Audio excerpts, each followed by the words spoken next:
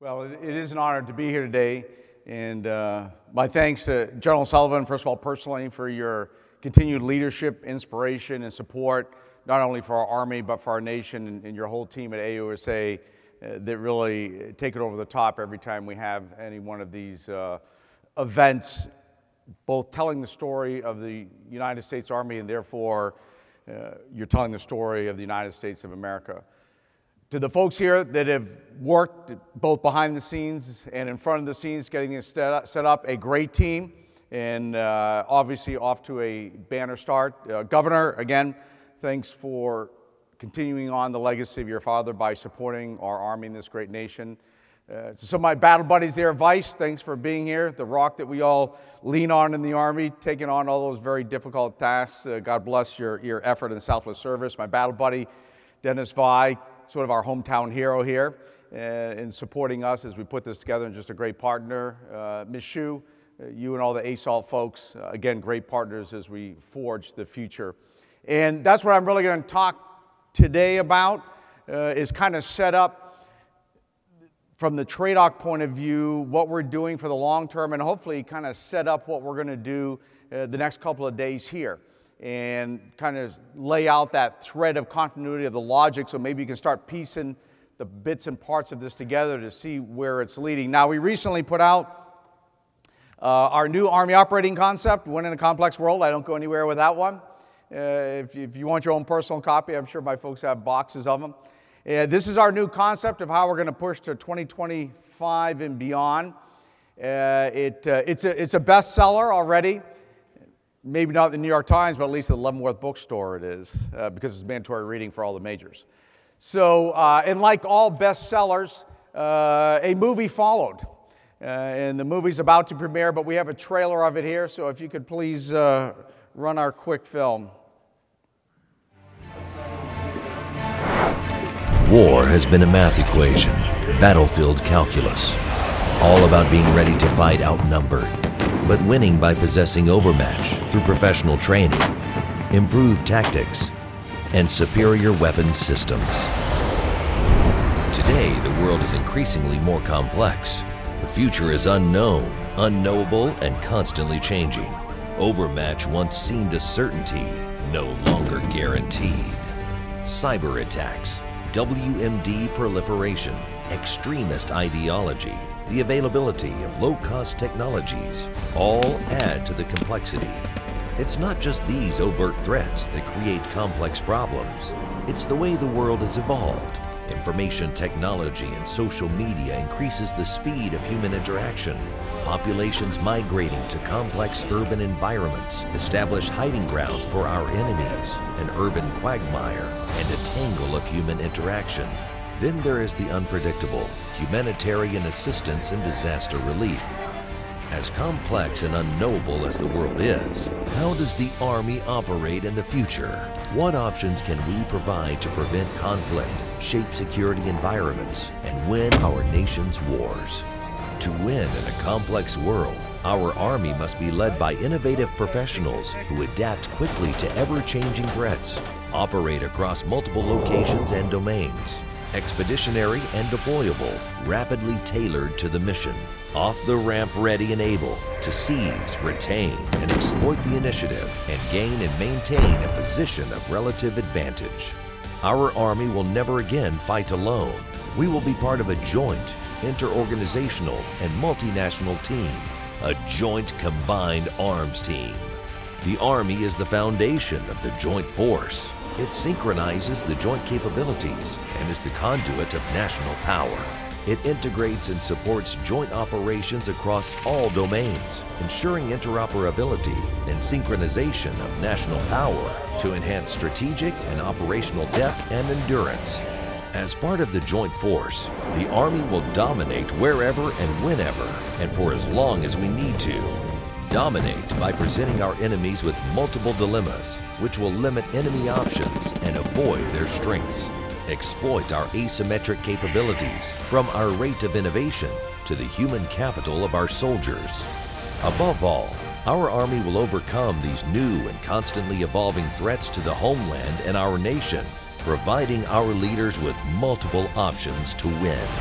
Our Army has always risen to the challenge. It will continue to rise to whatever challenge our nation and its partners face. This will defend. So that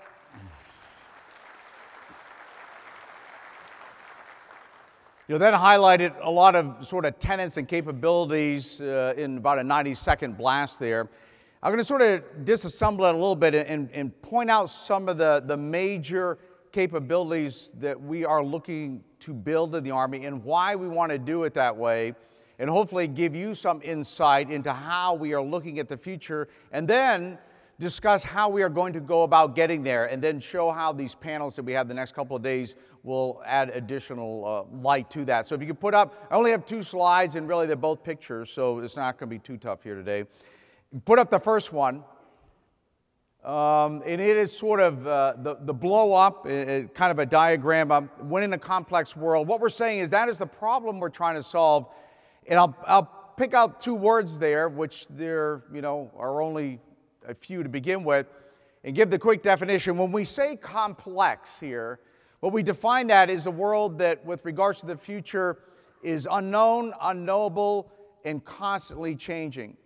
We're saying a desire to predict exactly what is going to happen is almost impossible and never works out. But what we do is we describe what the future is going to be. We describe things that our enemy will do to us. We describe capabilities we have, but we don't get into the role of predicting exactly what we're going to be involved in and when, because that usually is not how it turns out. And if you saw the film, it was about as wide, full range of military operations as you can imagine. But it's also constantly changing, and the rate of change is increasing. And you'll see why when we talk about the capabilities we need, it goes into the requirement to solve any problem in this complex world. And then when we talk about the word win, what we're saying is, and it's amazing, I get a lot of, as I tell folks, as a TRADOC commander, I get a lot of feedback, and that's great. We're a very collaborative organization. The chief has a very collaborative Army. But some of the feedback I get, you could put it maybe in the category of pushback. And if I got any sort of pushback in one area, more than anything else, very interesting when we published this, it was for putting that word in the document. Because they'll say, hey, Perkins, define win. The Army, it's not up to the Army to define win. It's definitely above the pay grade of the TRADOC commander to define win. They're like, there's a strategic component, there's an economic component, there's a coalition component. I said, wow, it sounds like it's a strategic concept. They're like, exactly. And we're saying, well, that's exactly why we put it in there. Because this concept, we address tactical, operational, and strategic level of war. That we have to build an Army that can operate and affect all 3 levels of war. And we're saying, in reality, you're either winning or losing, to take the active form of the verb. You're winning or losing, and we're defining winning as exploiting the initiative to get to a position of relative advantage. Interesting enough, a couple months ago, I was up at the Halifax Security Conference and sitting on a panel, and I was sort of the rented general there. And they had some sort of great, thoughtful people and political scientists and historians. And the title of the conference, or the panel I was on, it was Winning in an Asymmetric World, Is It Still Possible? And I was the last person to speak. I think they figured that way if they run out of time, no big loss. And so I'm the rented general at the very end, last person to speak, and they're going down, well, the world's very complex, and asymmetry this, and life's hard, et cetera. And they get down to me and say, well, General, is winning in an asymmetric world still possible? And I said, well, I find not only is possible, but it's desirable. I said, I have yet to receive the invitation to sit on the panel losing a noble national goal. And so it's interesting that, continue to get pushback on that. But I can tell you, within the Army, it really is resonating, because we're saying not only is it in the title, it's the first word. What we're saying, that's what the Army focuses on. How do we win? How do we ensure that we are winning? How do we ensure that we're always at a position of relative advantage, that we're always seizing, retaining, and exploiting the initiative? That means you have to always be moving forward. You have to always be repositioning yourself because the world is very complex. When you define complex, is constantly changing. That means whatever position you have today, even if it's a position of advantage, it's just a matter of time till it becomes a position of disadvantage or at best neutral.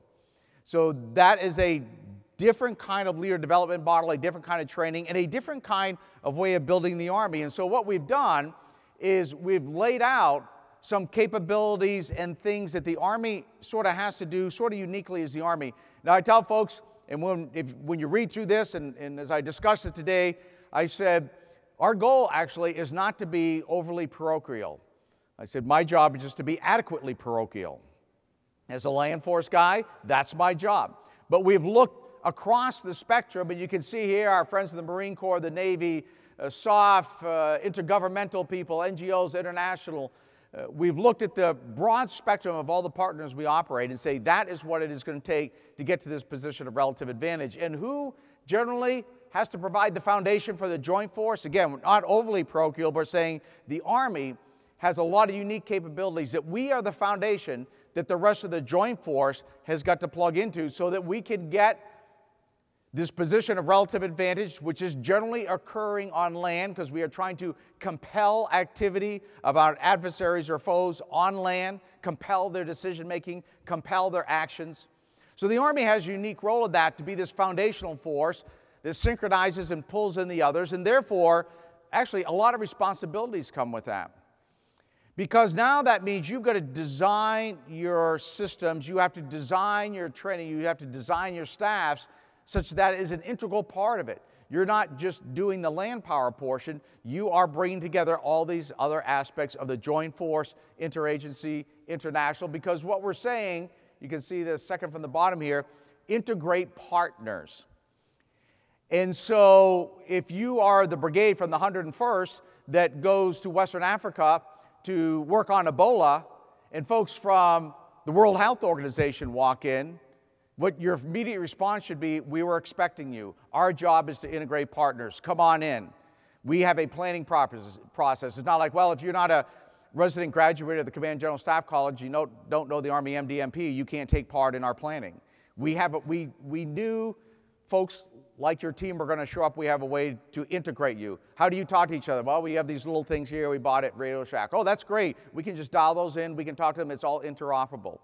So that's actually a heavy burden when you say the Army is who you are going to integrate partners with. That means you have to build staffs, you have to have equipment, you have to have networks. They have to easily plug in just as easily as they have to unplug.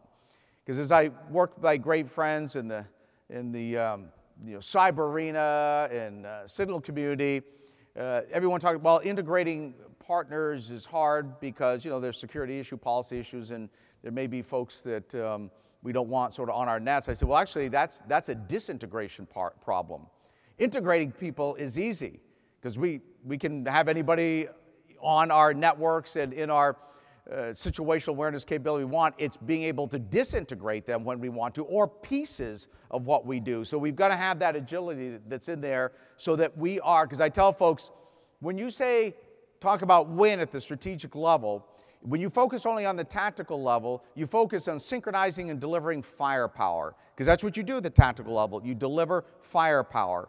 We're saying at the strategic level, which is where you win or lose, you synchronize and deliver national power. And we're saying the Army has a very unique role in providing that ability to bring together, integrate, synchronize, and help deliver with the combatant commanders in the Joint Force national power.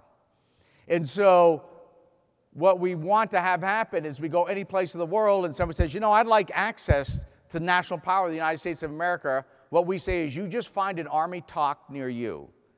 That the United States Army is a gateway drug to national power. You want access to the United States national power, you go find an Army operation someplace, you go see them, they will integrate you, they will plug you in, they will give you access to all that is deemed appropriate for you to have access so that we can integrate and deliver synchronized national power so we can win at the strategic level. And the reason we have to do that is because we want to provide multiple dilemmas to the enemy. Because that's how you win at the strategic level. Not just a single dilemma to the enemy, multiple dilemmas. Because if the only dilemma you can provide to the enemy is you can target them, what happens is they stop becoming a target. So if you're very good at targeting, they will say, well, that's a dilemma for me, but I will avoid that. So I will no longer coalesce in groups. I may not wear uniforms. I'll go subterranean. Does that all sound familiar? So they literally are avoiding our strengths, which is what we do. When we describe the future in here, we say that is what the enemy will do, is avoid our strengths. And so we have to have multiple dilemmas to put them in a strategic conundrum so that we can be in a position of advantage so we can win in a complex world. So we cannot afford one-trick ponies that only provide one dilemma. The other aspect is we say the enemy will either avoid our strengths or they will use them against us. And so if I am very good at targeting, if I become an expert, the world-class targeter, they can say I'll either avoid their capability to be targeted or I'll use it against them. So if I'm ISIL in Mosul in northern Iraq, say, you know what? If I start cutting people's heads off, I bet the U.S. is going to come target me. Because that's what they do. They target very well. And so what I'll do is I'll go out, get some cheap Toyota pickup trucks, or maybe even better, steal some Ford F-150s that the U.S. already gave the Iraqi army. I'll put some suicide bombers in there, so minimum health care costs, not much training required. And so I don't have a lot invested in this, and I'll start driving them around in convoys. And guess what? It won't be a matter of time, because the U.S. has a dilemma they present me. They can target me. They'll start targeting me. And so we're watching Kill TV at night, and we see the little X on the pickup truck, and we all know what comes next after that. Large explosion. Like, well, you know, that smart weapon system, that JDAM, that whatever, took out that pickup truck. And therefore, I won that firefight. And yes, that pickup truck did not have a chance against a JDAM or whatever was dropped on it. So at the tactical level, we won that firefight. But how much money did ISIL have invested in that? Free truck, suicide bomber, et cetera? Probably not much. How much did it cost us to win that firefight by the time you have multi-million-dollar missile, air cap, fuelers, train the pilot, repair the F-15, et cetera? So the enemy, we may have won the tactical firefight, but at the economic exchange ratio, you could say the enemy is winning that strategic battle at the economic exchange ratio. So we have to avoid, as I say, million-dollar solutions to $100 problems. Because a million-dollar solution to a $100 problem does not put us at a position of relative advantage. That puts us at a position of economic disadvantage at the strategic level. So that's why we're looking at capabilities versus things. What we're saying is the Army does not buy things to fight. We build capability to win. Our focus is building capability to win, not buying things to fight. We will buy things, don't worry, those of you that sell things.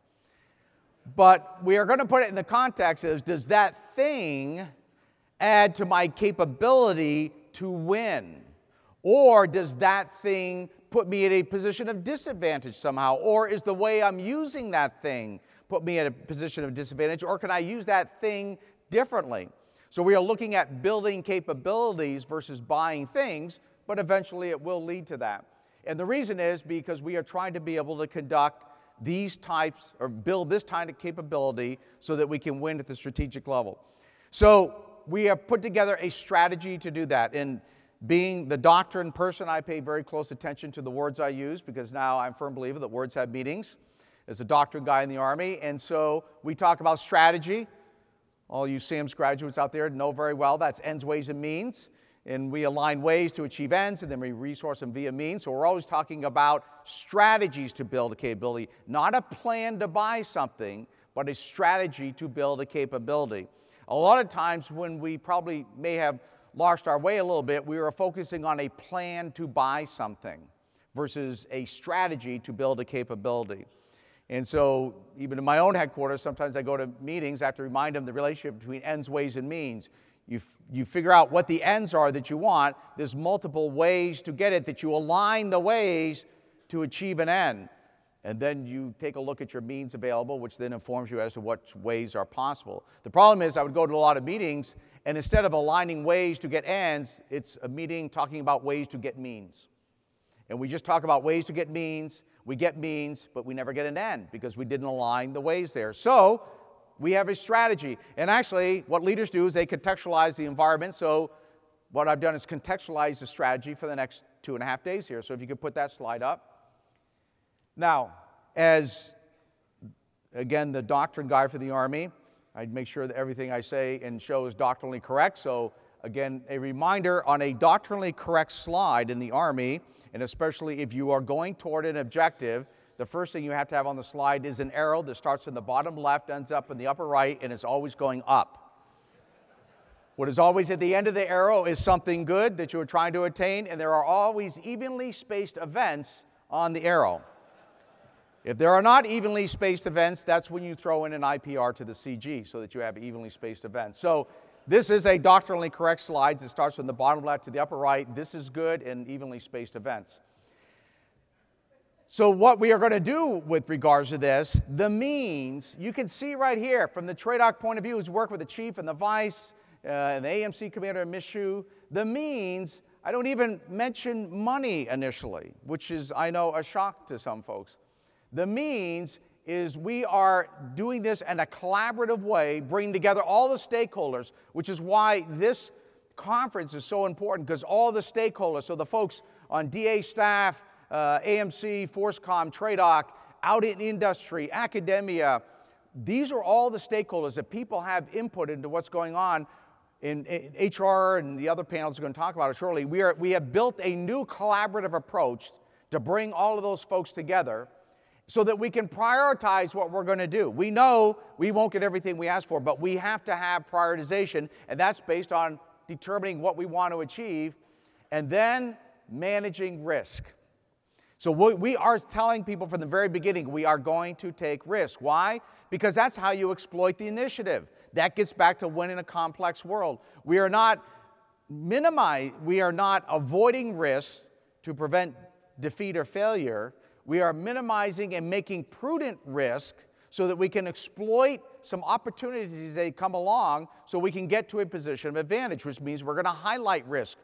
We're going to lay it out there, and then we're going to have to make hard decisions and prioritize. And the ways, what we are going to do, you can see we talk about experimenting, modernizing, assessing, developing, etc.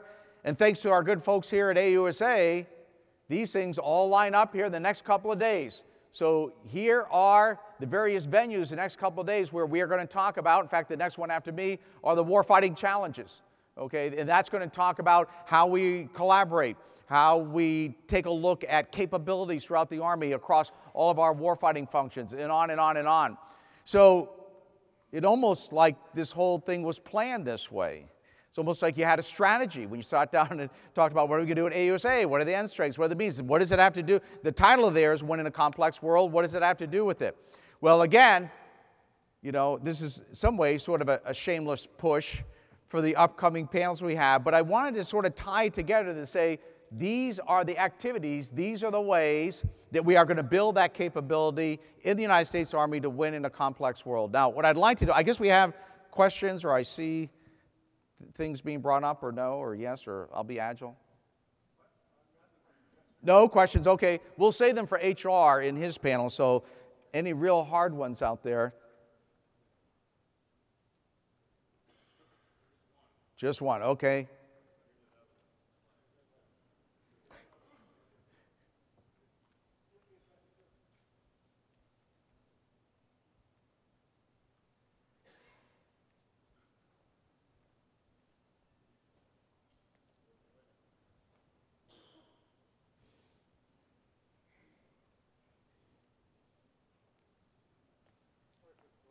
Oh, that's all right. Okay, there we go. All right. Get my glasses out here and get serious. Let's see. Focus in industry, government collaboration, investment with R&D budgets, decreasing government expectation. The industry will not invest and provide more mature solutions, integrates the concepts. Yeah, so interesting. And they talk about AR-71-9. We actually are in the process of updating AR-71-9 right now. We're working with the Army staff under the guidance of the vice and the under to say, hey, how do we approach this differently? You know, how do we increase sort of our rate of delivery? of things we want to have. How do we measure risk? Because sometimes we measure risk by saying, here is this fairly large and cumbersome set of requirements, and if I don't meet all those requirements, I have tactical risk on the battlefield. That's a way of it. But another risk is, or if I come up with requirements that are, defy the law of physics, and therefore the ability to produce it is questionable, there's a risk in that by saying you probably will never get it. Or if you have requirements that literally price yourself out of business, then there's a risk you just can't fill it in adequate time or adequate quantity. And so we're looking back very intently at our requirements process to say, when you put a requirement out there, what are what I call the sizing constructs of an organization? What is making this, and I will talk about a thing, what is making this thing so difficult to produce, to maintain, to buy, et cetera, like that? And where is the sort of the sensitivity now? Let's say if I could change this one requirement, because see, when you focus on buying things, you assume I'm just going to fight this thing all by itself. And there sometimes we lose sight of the requirements and we assume, well, this thing is going to be in the battlefield, it's got to be impervious to all known munitions, it's got to fly, it's got to float, it's got to do all that. The problem is the Army doesn't fight things, we fight formations and we deploy capability. So we're looking at formation-based capabilities versus thing-verse capabilities. And what that does is it lets us, as we talk about right here, it lets us manage risk. Well, if I can take some risk with this thing, but provide a capability here, give a doctrinal solution to it, an organizational solution, a training and leader development solution, then I can actually maybe get to a capability. And so that is probably one of the biggest changes we have with regards to this requirements process here, is we're looking at capabilities of formations versus KPPs or performance measures of things, because that's usually where we sort of lost sight of the bigger picture. Let's see, what risks are we having? I guess, what risks are we having to take? What risks are we having to take? I kind of outlined it there that, and if you saw the chart before this, one of the things we're also looking at very intently is from a joint force, when you take a look at deploying a force or a capability, how can those risks be spread out not only within the Army but in the joint community? And so actually the Commandant of the Marine Corps, General Dunford's coming down to TRADOC next week, so almost spending a whole day there. And we're going to talk to General Dunford, Ken Gluck, who's a MCITIC commander, and all our friends in the great U.S. Marine Corps, and say, look, this is how the Army's thinking about our operating concept. What are you thinking about it? How do you work together? How do we deploy, transition quickly to operations to exploit the initiative to get to a position of relative advantage? So when we take a look at managing risk, we're looking at not only from an Army point of view, but from a joint point of view as well as interagency and coalition part. I see we have a number of coalition partners here. So we're working very intently on our interoperability and what interoperability really means. And I know John Charlton's out there in the audience, maybe talking about Army warfighting assessment, where we're really going to push that with a number of our partner nations. So we just have to get much more holistic and really a little bit more sophisticated and include all of the components of risk, not just sometimes key performance parameters with regards to a very narrow tactical version of risk. Well, folks, I know that my job is not to get us off schedule.